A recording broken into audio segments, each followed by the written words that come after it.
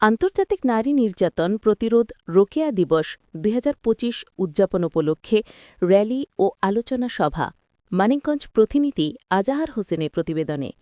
নারী কন্যা প্রতিহিংসাতা বন্ধে ঐক্যবদ্ধ হই, ডিজিটাল নিরাপত্তা নিশ্চিত করি।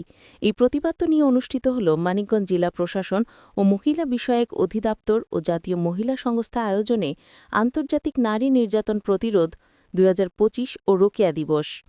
৯ ডিসেম্বর ২০২৫ মঙ্গলবার সকাল ১১টায় মানিকগঞ্জ জেলা প্রশাসনের অতিরিক্ত জেলা প্রশাসক মোহাম্মদ নাজমুল হাসান খানের সভাপতিত্বে জেলা প্রশাসনের কনফারেন্স রুমে অনুষ্ঠিত হল আন্তর্জাতিক নারী নির্যাতন প্রতিরোধ সভা। পবিত্র কুরআন তেলাওয়াত ও গীতা পাঠের মধ্য দিয়ে শুরু হয়েছে আন্তর্জাতিক নারী নির্যাতন প্রতিরোধ ও রোকেয়া দিবস। সভায় প্রধান অতিথি হিসেবে উপস্থিত থেকে বক্তব্য রাখেন মানিকগঞ্জের নবনিযুক্ত জেলা প্রশাসক নাজমুন আরা সুলতানা, প্রোগ্রাম অফিসার পারভিন বেগম, সদর উপজেলা নির্বাহী কর্মকর্তা মৌসুমী নাসরিন। অনুষ্ঠানে আরও উপস্থিত ছিলেন জেলা প্রশাসনের কর্মকর্তা কর্মচারীবৃন্দ, প্রিন্ট মিডিয়ার সাংবাদিকবৃন্দ, বিভিন্ন সংগঠনের নেতৃবৃন্দ। অনুষ্ঠানটি সঞ্চালনা করেন বিশিষ্ট সাংবাদিক আবু বক্কর সিদ্দিকী বজলু।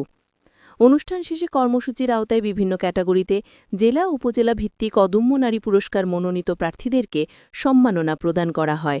এই সম্মাননা পেলেন সাদিকা সাবরিন, পূর্ব দাসরা, কাবেরী সুলতানা, বান্ডুটিয়া, আনোয়ারা বেগম, পশ্চিম দাসরা এবং দক্ষিণ সেউতার লাভলি ইয়াসমিন রুমি। অনুষ্ঠানের পক্ষ থেকে ক্রেস্ট ও সনদ দিয়ে সম্মাননা প্রদান করেন মানিকগঞ্জ জেলা প্রশাসক।